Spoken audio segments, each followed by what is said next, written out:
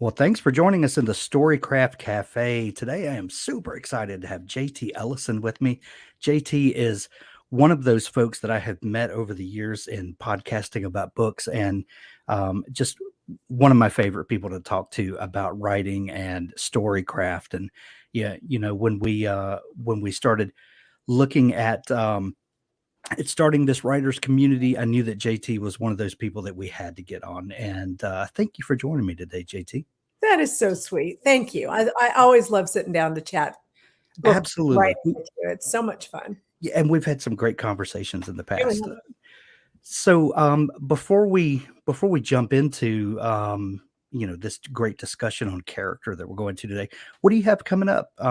What's coming up on your calendar? So it's funny because it's probably the most character-driven story that I've ever done. So this is actually perfect for it. It's called It's One of Us, and it will be out in February. It's a big standalone about an infertile couple who find out that the son that he had through a sperm donation years earlier is the suspect in a murder. Ooh, Yeah. don't you love it? Don't you love Yeah. it? Just for those of you who are just joining us, JT Ellison is the New York Times and USA Today best-selling author of more than 25 novels and the Emmy Award-winning co-host of the literary TV show A Word on Words. She also writes urban fantasy under the pen name Joss Walker. With millions of books in print, her work has won critical acclaim, prestigious awards, been optioned for television, and been published in 28 countries. That's unreal. Good couple of years. JT lives in Nashville with her husband and twin kitties, where she is hard at work on her next novel. We know you are. JT, a question that I have had burning inside me is, what is the best Nashville hot chicken? Oh, well, Prince's. You gotta go to Okay. the source. Okay. Gotta go to the source. All the rest of them are good, but and you gotta do it at 3 in the morning with a bunch of cops. Right. That's Right. that's how I experienced it for the first time. On my first overnight ride along with a bunch of patrol cops, and we had quite an evening, and they took me to Prince's, and they were like, "All right, well, this is what we do on our break." We eat hot chicken after we've dealt with murder. Okay. It was an evening. Makes perfect sense. Mhm. That is a character driven that's Yeah, ripe for character development right there. right? Yeah, for sure. Yeah. So over the last few years, your work has morphed a little bit as you have kind of drilled down and found a real sweet spot in writing thrillers and standalone thrillers. Especially, you began your work as writing a series, and you have kind of found a spot that's working really well for you. Could you talk just a little bit about that? The morphing that your work has gone through as you've kind of found the spot that you're most comfortable with, and the types of stories that are really resonating with you as a writer. Sure. It's really interesting. I did start in series, and I wrote a police detective. She was a lieutenant, Taylor Jackson, and I did 8 books in that series before I just got bored. I mean, she's an amazing character. She was an iconic character, Yes. which is a lot harder than somebody who grows over the course of a book or over the course of the series. She's a hero. And heroes don't change, right? They are who they are. And I'd gotten kind of to the end of where could I take this character anymore, and how many serial killers can Nashville have, right? And then I spun off and wrote her best friend, and now that was a completely different thing because she had tragedy happening in her life that was changing her. And I got a taste for, it's a lot more fun to be able to grow somebody over the course of a novel. And I'd always planned to write standalones. That was where I was headed. I was going to write 10 series novels, and then I was going to write one big Standalone. And I sort of did that with No One Knows, but at the same time, Catherine Coulter hired me to write the Brit and the FBI series with her. Right. Another series of characters who are relatively iconic. They fall in love over the course of the series, but I mean, they just don't change. Right. What I have discovered is I really enjoy the stories where the characters change, where they have a growth cycle. And it's just something I didn't know. I didn't exactly plot out my career when I sat down to write that first book, right? I mean, things just happen, and stories happened and characters happened. But now it's much more purposeful. I like to write about women finding their power. Okay. And if that's a cop, if that's a housewife, if that's a lawyer, a private investor, it doesn't matter who it is. Mm-hmm. Just that exploration of how their lives change over the course of the story. And that's where I finally found my sweet spot. That's the place. So if you're talking about a series of books versus a standalone book, and in the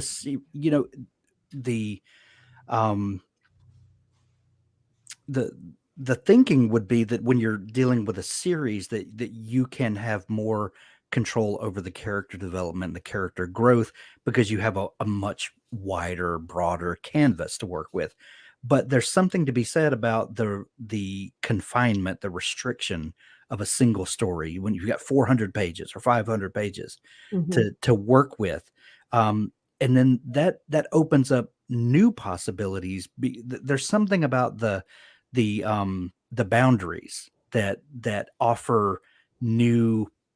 I'm lacking the word. I keep grasping for the new opportunities with boundaries. How did you experience that? See, and I'm feeling it the opposite, because I thought that writing series gave me a broader canvas because the world's built, right? And you are shifting your character through the whole story from book to book. And it's how they react to the situation that they find themselves in. And the standalone would be very confining because you've only got 400 pages and you have to tell the whole story. Yeah, it's the exact opposite. Yeah, that's what I'm sensing. But I'm shocked to say that too. Yeah. Because I'm writing a Taylor book right now. I'm 83,000 words into a Taylor book, and I'm having so much trouble with it because the world's already built. And I mean, how much? So I'm trying to change her because that is now a really exciting thing. And she has changed over the course of the series. And this is the culmination of all of those changes. And I actually realized that today as I was working on it, and she was thinking that, how much she has changed. Right. And I was like, that's funny. I'm putting that in there because that's exactly the case. Whereas the standalone, there are no rules. You can do whatever you want. You can go into whatever direction you want. Right. You can change that character. You can bring up something from their past. You can introduce them to somebody new. There's a lot more freedom. There's a lot more freedom. Does reader expectation play into that? When you're dealing with a series, like you said, that the world is built, the rules are in place. And people know that if they pick up a book in a series and there ostensibly will be another one next year, that this character can change a certain amount, but there are certain things this character can't do because we know we have to continue the story. So when you're writing that, does the reader expectation of knowing this is a safe, comfortable place and it's going to change a little, but not too much, does that play into it? I don't know, because I failed miserably at doing that. I wasn't able to do it.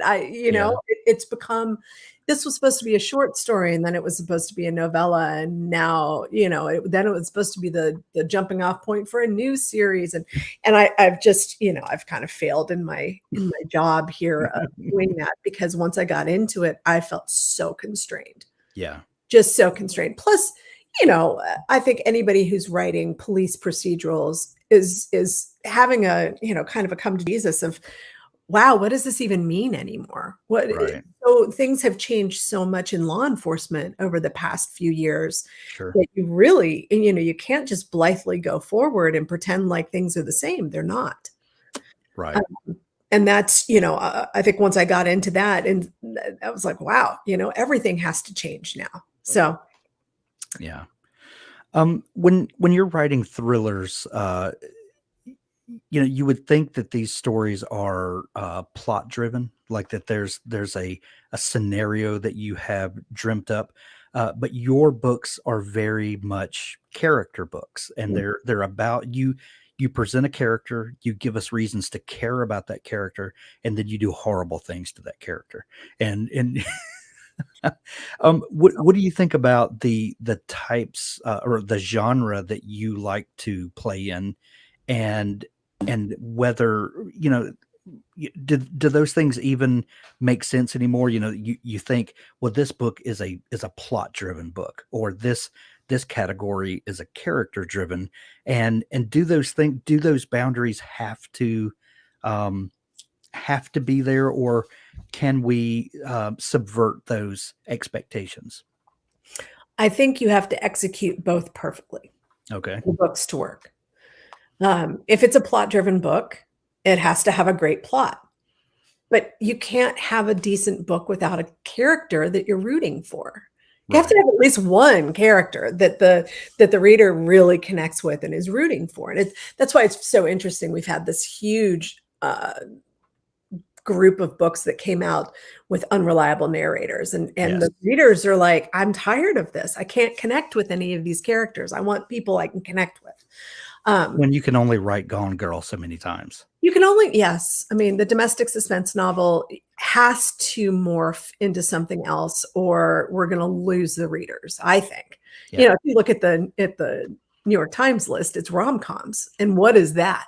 That's personality driven, right? Exactly. That's characters who, enemies to lovers, and they're really experiencing a lot of growth cycles in those stories and everything. There's some of my favorite. That enemies to lovers is my favorite trope ever. I love it. But I think readers are really wanting, they're tired. Now, I shouldn't put words in readers' mouths. Readers are smart. They know what they like. But Sure. I think the kitchen sink twist is maybe becoming a little passé.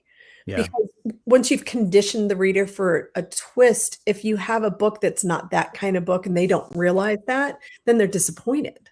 Right. So I think it's absolutely vital, if you're still writing in these twisty areas, you've got to have characters that the readers just want to champion, that they don't want to put down the book because they want to see what they're going to do next. That's, I think, true of every genre, from literary to horror. You need a character that you love and you want to root for and you want to find out more about them. Well, and you run the risk of readers becoming cynical because they're always, thinking 2 pages ahead of Sure. the story you're telling, looking for how you're going to fool them. Right. And it becomes an exercise in futility that, this is no longer fun. This is me trying to figure out how JT is going to try to pull the wool over my eyes next. Right. And JT's back there in her office going, oh my God, how am I going to pull the wool over their eyes? Right. And just, JT's popping, ulcer medication. yeah, I'm taking Xanax trying to figure out how I'm going to pull this off. Yeah, you lose your storytelling then when it's all about the twist, when it's all about, how are we going to shock the reader today? And if you can slide something in, great. But I tried to move away from that a while ago. I did my big twist book. I've done a couple of big twist books, but I really am more interested in the nuance of how the story unfolds organically and letting something happen rather than cooking something up that I try to write to. Right. I want to ask you in just a moment about making characters likable, but before I do, we're getting some comments in the YouTube chat here about your bookshelf behind you and how everyone is loving your color-coordinated bookshelves. Let's see if I can get it out of the way. That's fantastic. That It's is pride fantastic. in my office all year long. Is that just when you're avoiding writing? Is that what you're busy doing? Oh my goodness, look at that. That Yeah, is fantastic. I'm panning around a little bit. Yeah, that's fantastic. We moved during the pandemic, and I got very, very lucky with an office. This is, I guess, a parlor probably in the house, but it's got this incredibly high ceiling. We've got a, kind of the peak ceilings. Right. And so I was able to go up 1, 2, 3, 4, 5, 6, 7, 8, 9 shelves on the sides. And then in this back wall, I can actually go up another couple of shelves. So That's I was like, that's fantastic. it. I'm putting in a library ladder, and it's going to be, me as Belle swinging across my office. It's going to be great. So So envious of your library ladder. That is fantastic. That I is like it. I fantastic. actually moved all of my TBR off of it. So now it's just got some galleys and the next 2 books I want to read. So I'm trying to control my it gets stacked full of books. And then when I have to put something away or get it down, I have to move everything. So the Right. the old saying, never judge a book by its cover, Right. that's kind of gone out the window, right? I mean, you literally have organized your office by book covers. By book covers. And it's really fun. I know where most of them are, Yeah. but I have been known to text somebody and say, hey, what color is the spine of Helen's new book? I can't find it. I It's kind of love it. like my own little chaos, right? It's my own Yeah. version of chaos right here in my office. I've got nonfiction over here, and the fiction's behind me, and then on the top, because the white, I couldn't keep on going. And I have an idea of where things are, but I get surprised all the time, and it's so much fun to walk up to the shelf and be like, oh my gosh, I forgot all about that. Well, it's chaos that you can control, though. You're in control of. It's my own chaos. Yes, Yes, my own you are control. you are the god of your book walls. Yes, That's fantastic. I am the master of my domain. Yes, yes. So, a year or two ago, we talked about a book that you had written, "Good Girls Lie," Mhm. and I love this book because it had a bunch of characters that I normally probably wouldn't like, but you made a way for me to enter a world that I would never walk into and find something and some people that I care about. Um, what is it about taking characters that are that most people can't connect with, but finding ways for us to care about them and then want to go on a journey with them? It's about their vulnerability, right? And Yeah, it's when you find somebody's vulnerability, you have usually an echo of something in yourself, and that's it, right? You connect, right. you're like, "Oh, okay." I've got an orphan who is shipped off to from England to America to go to an all-girls boarding college, and it's not necessarily the path that she would have chosen, and she has to make the best of it. And every book I have some sort of theme that I'm exploring, and in this one it was bullying, right? I wanted someone to go from the most popular girl in school to the most reviled, Mm, because I think that's something that we can all connect with. I think, right, especially the literary community.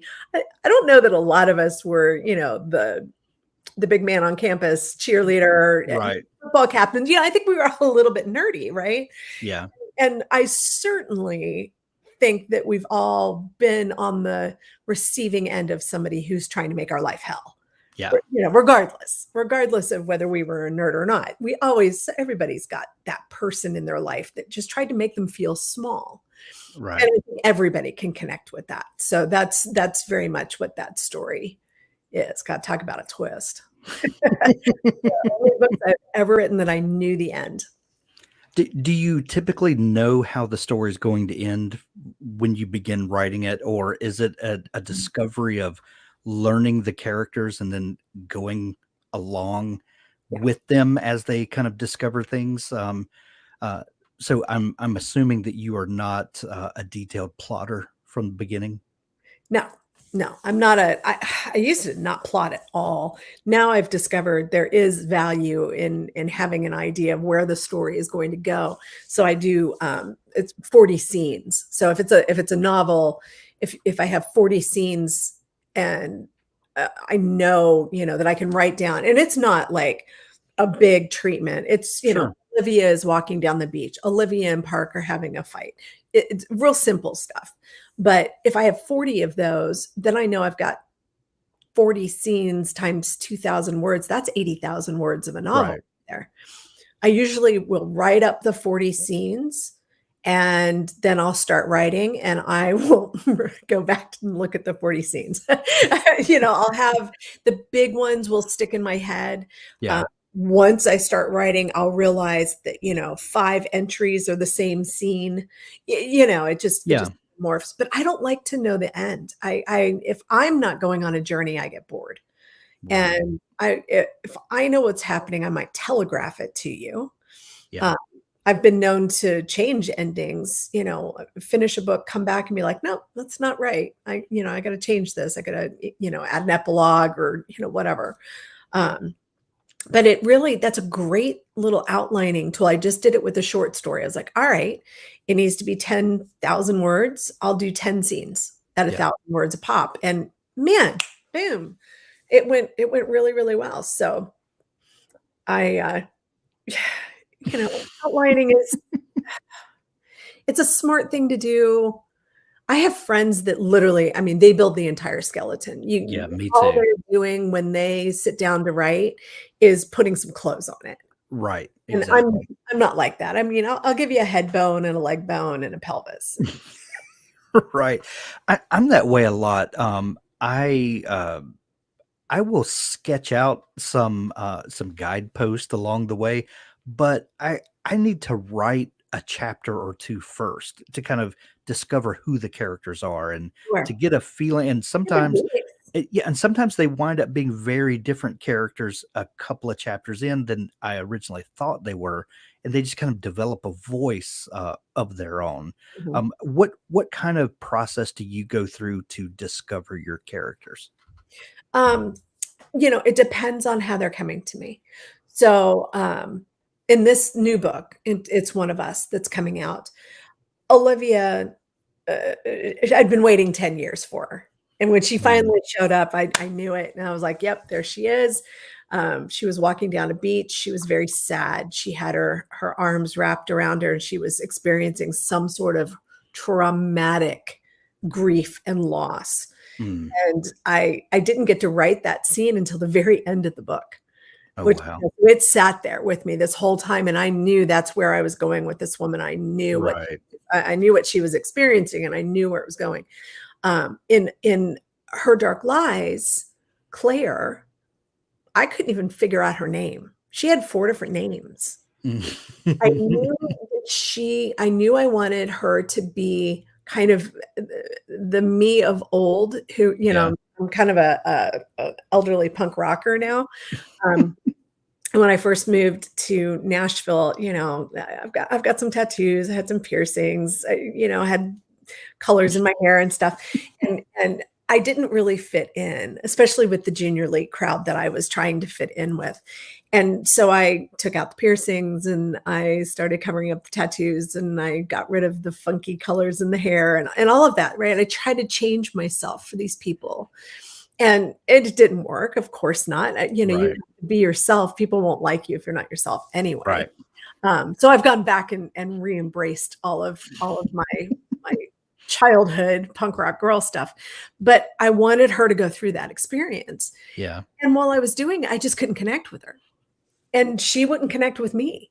She wouldn't even tell me her name. I mean, I wrote 7 drafts of that story before she really Wow. finally admitted to me that her name was Claire. She had all these cool, I like boy names for girls. So she had all these cool names and not a single one of them worked. She wanted to be this quiet girl.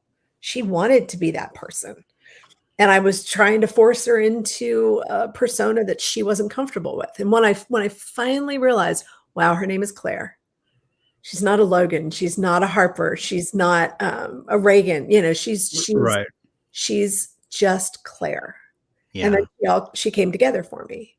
So naming is hugely important for me. That drives who the characters are, 100%. Yeah, I've never thought about that, but now that I think about it, I can't really connect with a character until I've named them and Mhm. given it really does become part of the personality. Yeah. So do you, you know, and let's just be honest, writing is the only profession where you can talk about how make-believe characters will or won't, allow you Right? to, that, we have one of the best, jobs It's in the world. controlled psychosis. It's all it. Yeah, exactly, exactly. Um, do you have a system of when you're discovering a character, do you sketch them out? Do you write down details about them? Do you um do you make character sketches? Some people will, that his favorite color is blue and he loves to listen to Black Flag, and his hair is purple and orange, and that like they go very detailed about them. Are you that kind of person, or just as you write, do they just kind of inhabit your head? It depends. I mean, some of them just parade off the page immediately, and you don't even have to do that. Some of them, you like do an interview. I need to know. I mean, there are things I need to know. I need to know, what your life was like. I need to know, do you have parents? Do you love your parents? Do you have fights with your parents? Are you straight? Are you gay? Are you bi? What are you? What defined you? What label would you like to put on yourself? Um, how would you describe yourself to a group of people that you had never met? Just superficial things. What do you look like? What does your hair look like? What color is your skin? All of that. And then you get into the deep stuff, right? So once you've Right. kind of identified who this person is and where they fit in the world, then you get into, because I think music is a great way to find out, what kind of music do you like? What kind of books do you read? Right. Who are your friends? Who are the people? Who would you call if you, went to jail? Who would be the first person you got in touch with? Do you have a sister? Do you have a best friend?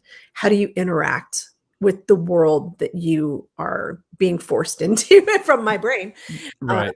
and that's, and sometimes all of those answers just come as I'm writing a character and I'm like, oh, it's so and so, and here they are, and they're just alive for me. And sometimes I do have to sit down, literally just interview them and try to get them to tell me who they are. Usually, if they're doing that, they're probably not right for the story. There's something about them Mm, that's not right for the story. And so instead of pushing them in, I'll just leave, I'll just leave them out and put them over here. yeah. Greg Rucka, who is an absolutely brilliant comic book writer and thriller writer, he did a post once that he showed, I think in story of, this is this story idea, this story, he thinks in characters. And that was a really good lesson to me, actually, of if you're going to be setting up, mind dumps of these are all the characters that are living in my head. I was doing it as these are all the stories living in my head. He does it with the characters, and so I started trying that. And it was like, "Oh, wow." So you can see this person goes to this person goes to this person Right. the Taylor world, this person needs their own novel. It's really kind of all over the place. Yeah. When people are learning to write characters, one of the things that they invariably do is they want a main protagonist to be likable by the readers. And one mistake that a lot of people go through is they think that this character has to be perfect for people to connect with them and to want to root for them. And Mhm. maybe social media plays, into that some, because we all have to be perfect on Instagram and all of that stuff. And so we think that the people that we read need to be perfect and perfectly presentable. But those are not the characters that we typically really care for. We want them to be human. So how do you um how do you give a character enough flaws so that they are human and relatable, but not so much so that they're just despicable and it turns you off? Right. Do you have you ever had a character that just was right on that line, and you had to play with dialing them back a little bit, Oh, or sure. you know, the like, could you talk about walking that line with humanity versus just being despicable? So it's kind of interesting. The very first book I ever wrote it was a Taylor novel, and something was incredibly flat about this character. And, the story was cool, the setting was neat, it was Nashville, it was all this cool stuff, but there was something about her that just I couldn't connect with her. She was too perfect. She was too Yeah. pretty. She was too honorable. She was too good. She just, there just wasn't anything there to hang that on. And I actually talked to an English professor of mine from school. I asked her about it, and she said, well, she has to have a flaw. I'm like, all right, well, that's great. What can her flaw be? So I made her a smoker who was trying to quit smoking. And I at the time was smoking and trying to quit smoking. So it was very perfect. This is in my, early 30s, and she was in her early 30s. So I was able to connect with her on that level of frustration. And Yeah. I think that kind of opened the door for, oh, okay, that's who this person is. And now I can get inside. She also has a broken nose. She's gorgeous, but her nose is broken. So she's Right. perfect. And and she used to get in trouble with the cops when she was a kid before she grew up to be a kid herself. That's how she ends up on the force. So you can see I'm just peeling back these tiny little layers here and there. Right. And the next thing you know, it's like, oh, now I've got a fully formed, fleshed out character. And that's what you have to do. I mean, you start with who they are, and then you give them one flaw, and then you pull them back. Conversely, you have a villain, a terrible person that nobody can possibly root for, right? How in the world is it that we listen to Hannibal Lecter and want to hear more? Right? Right. There's something, Right. you can have the most horrific character in the world, but if you give them something that they're giving to the audience that's interesting. So my absolute worst serial killer of all of my serial killers. I mean, some of them are just so over the top. Some of my killers, just, villains in general. I shouldn't say killers. Villains in general can be over the top. The one who creeps me out the most is the one that hurries home from the crime scene to feed his cat, Mm. right? Right. The most human of all of them. He's the most hideous of all of them, and he's the most human. And that's probably what makes him so scary to me. He's Yeah. not this over the top wahaha kind of villain. Right. He is absolutely he's doing what he's doing. He's compelled to do so. When I realized he was coming home to take care of his cat, I had to really examine, who is this guy? What is he Right. up to? Why? Why does he care so deeply about the cat? That's bizarre. And it really gave me a window into making him even creepier and even more compelling. So I think it's very important that you just find that thing about your character that people are going to be able to resonate with, that they're going to identify with. Everybody can understand, oh, I've got to hurry home and feed the cat. Just some of us are coming from a murder, and some of us are coming from work. The idea of someone coming home to feed their cat after doing horrific things, that makes you question your own neighbors. Oh, sure. Like, oh, are they serial killers? Oh my gosh.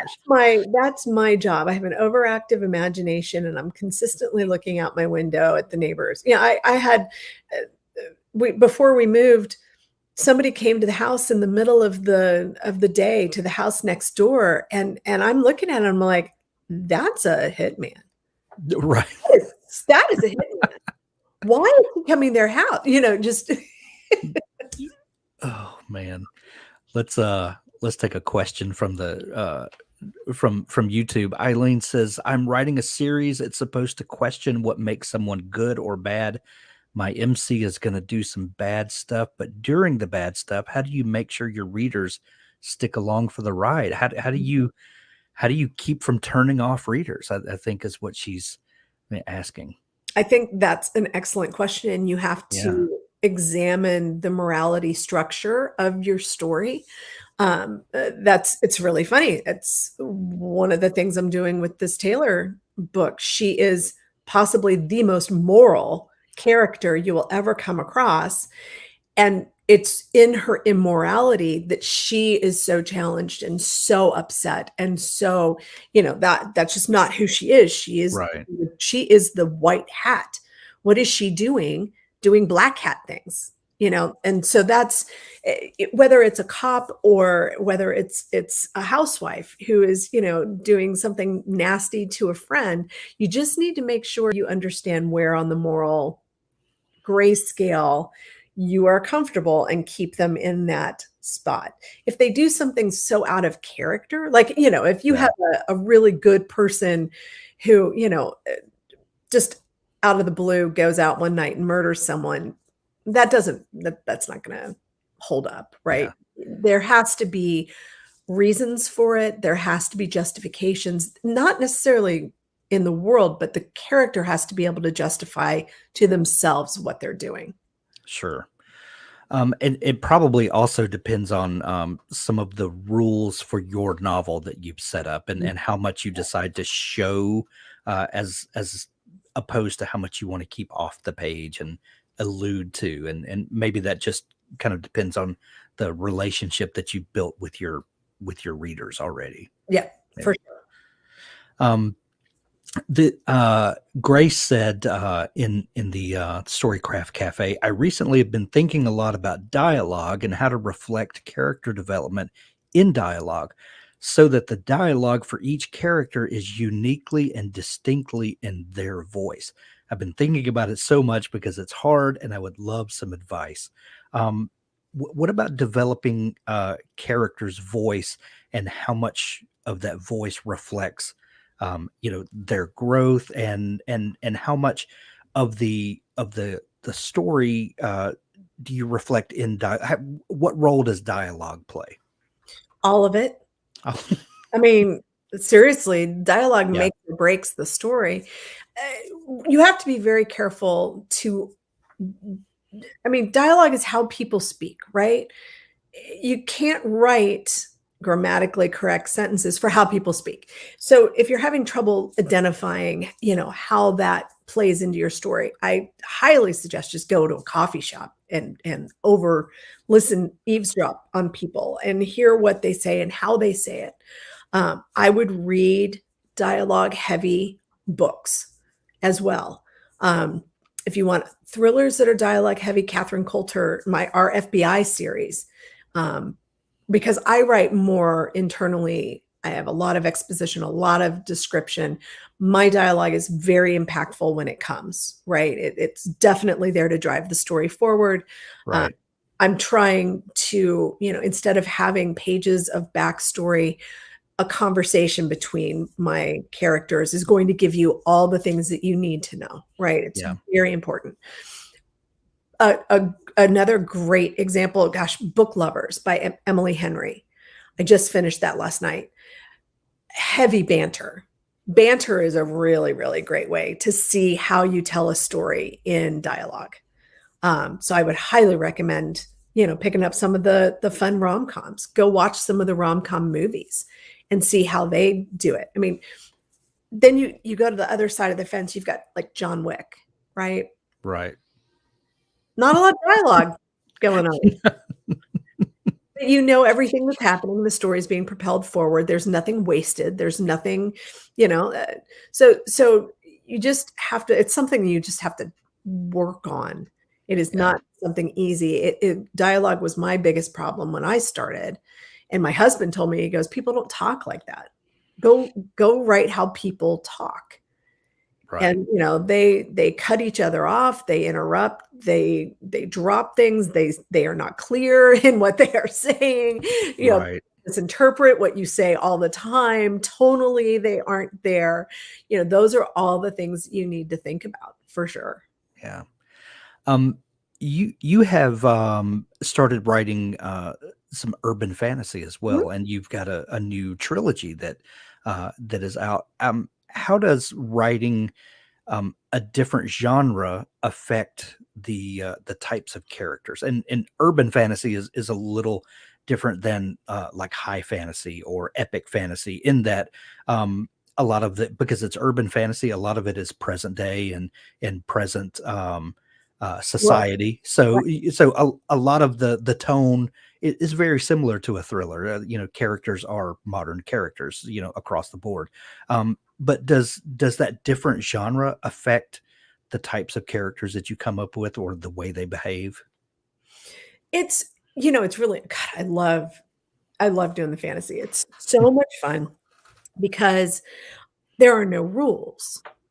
Yes, it's urban fantasy, so it's real life, Right. But with magic. but with magic, right? You can't Right. just spend, you can't just suddenly, well, you can do whatever the heck you want because it's magic. Magic, right. Um, it is, it's kind of a breath of fresh air to create those characters with their abilities and watch them grow as they're going on. It's just so much fun.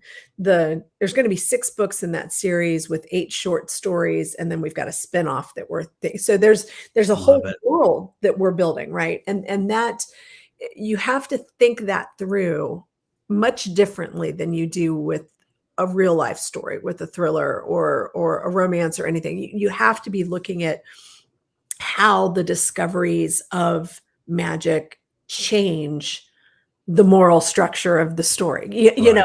It's the exact opposite, really, of what you're doing with a thriller, where you're confined by the moral structure that you build.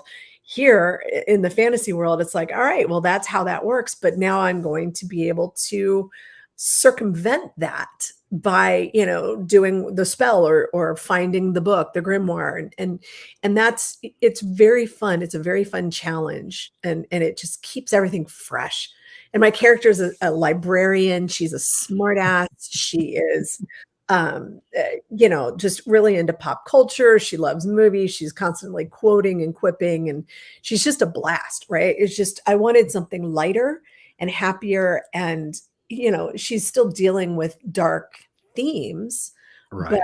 she's doing it in a much lighter way. And that's, I definitely, if you're struggling in one genre, try writing the story in a different genre.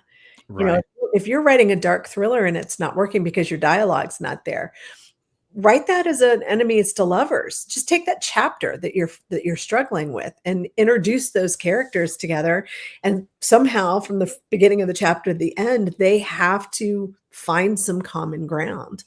Um, it is, plus you get to make up words. You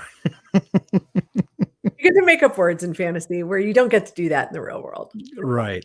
Right. Well, and that's why I advocate for reading more genres than you typically will, because there's always something you can learn from the rom-com writers, from the urban fantasy writers, and there's something you can bring in that will make your story stand head and shoulders above the rest. And That is so true. yeah, I mean, that's when I'm stuck in my real world stuff, I read fantasy. Because just the knowledge that we set up rules for ourselves that don't necessarily exist. right, We always give ourselves constraints that maybe we don't need. yeah, And that reminds me of, okay, you're getting lost in what you think needs to happen. Just let it happen. yeah, See what happens if you let it go. right. Chet asks from the Storycraft Cafe, I'd like to get perspective on different approaches to character, from the discover who they are as I write side of the spectrum to the I know the last time they ate blueberry pie and what their favorite ice cream topping is side of character planning. We touched on this a little bit earlier, but is there ever a time where um, you you just strictly write a character and discover them, Oh, for as opposed to the kind of cataloging all the things that you know about the character? D- are there particular times where one works and one doesn't?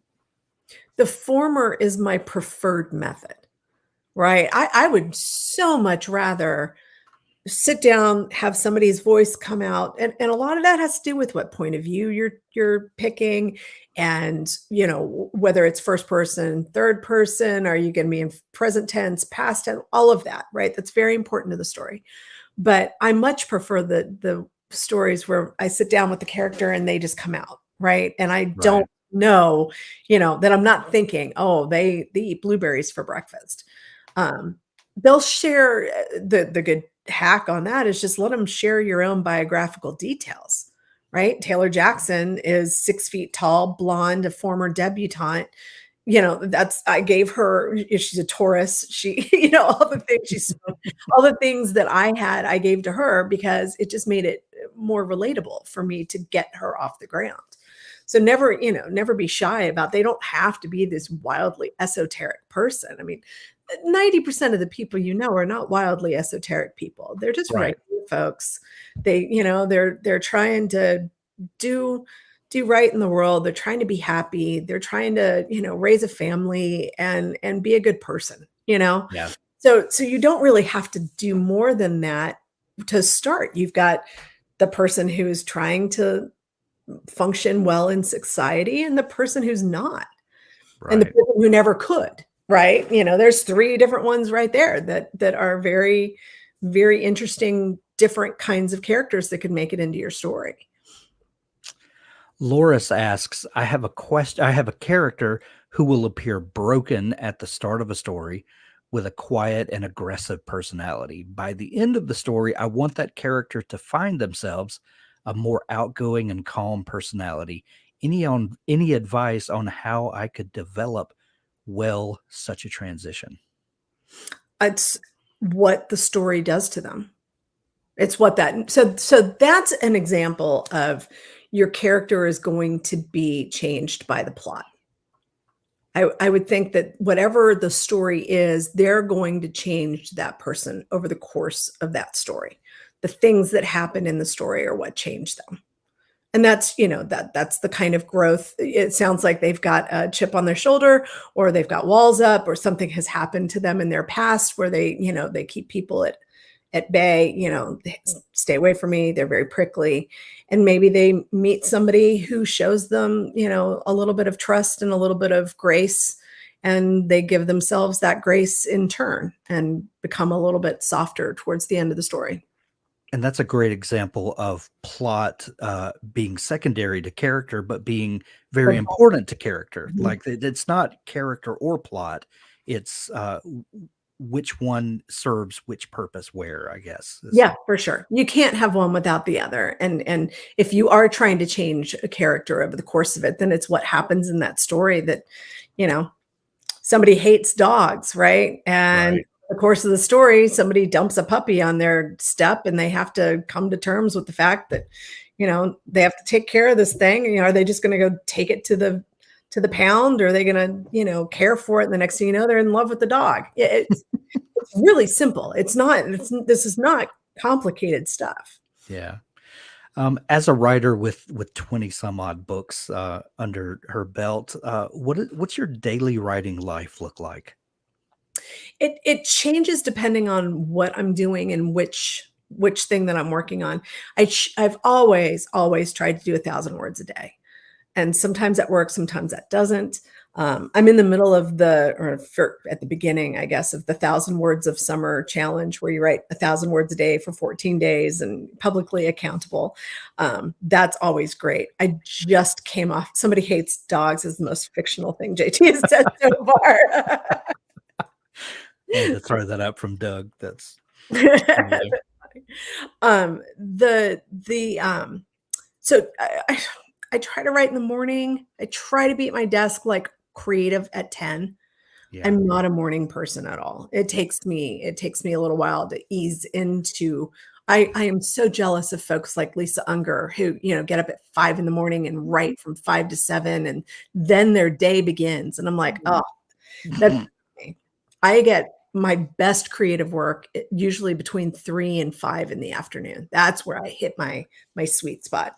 So I try to write in the morning. If I've got 500 words before noon, it's going to be a good day. And then, I plug in again in the afternoon, I write from 10 to 12, have lunch, have a driveway date if it's sunny, go sit outside and get some vitamin D with my husband. And then we have lunch and then go back to work about 1:30, depending, when we started, and then work the rest of the afternoon. And sometimes depending on how many projects I've got going on at once, I'll work on Jayne books, the fantasy novels in the morning and Taylor or standalones in the afternoon. It just really depends on what I'm working on. I just did a short story. I think I mentioned the 10 scene, the short story, and I didn't work on anything else. I just stuck with that and plowed through it. And that was actually kind of nice, only doing one thing at a time. When you have two projects going at the same time, do you ever have a character that bleeds over from one to the other? No, because it's really, these characters are like my friends, right? So would you confuse would you Right. mix up Laura and Ariel? No, they are so alive for me, so in my head. I'll find myself just sitting there going, I wonder what they're doing. What is she doing right now? What is she doing right now? Especially the fantasy stuff. I was like, what is she up to? What right. is she doing right now? Whose life is she wrecking right now? Yeah. It's just kind of weird. We are, we joke it's controlled psychosis. We have all these imaginary friends and they live in our head and they talk to us, and sometimes they're mean and sometimes they're nice. And, if we're lucky, we get to pull pieces of them and put them on the page and have a reader connect with them in some way. It's really, that means the good and the bad. We are all of our characters, good and bad. And that's the best when you get at the end of the day, when I created that, and these people live with me and in me, and it's one of the best things ever. Mm-hmm. JT, thank you so much for coming on today and talking to. character with us. If people are just discovering you and want to dig into all the great stuff that you do, where can they find you online? My website, jtellison.com, which has a for writers section that some of the stuff might be a tiny bit out of date, but there is a post on how to build a character that has some pretty basic, step-by-step instruction things. And I'm on Instagram and Twitter at Thriller Chick. I'm not really on Twitter very much, but I'm definitely on Instagram a little bit, and on Facebook. And you can get to all of that through my website. And I've got a monthly newsletter that's a lot of fun. It's got recipes and I give stuff away every month, just that kind of stuff. So yeah. Well, thank you, JT. We're gonna send everyone to see you. And what's your next project that's coming out? I know that you've got a book coming out next year. Anything coming out the end of this year? What's going on with the fantasy series? Yeah, the fantasy is coming out July 31st. I totally spaced it. So yes, Master of Shadows is coming out July 31st. And that is the second Jayne Thorne CIA librarian novel. It is an absolute blast. She has to go to Paris. These have an international thriller component to them, which is really fun.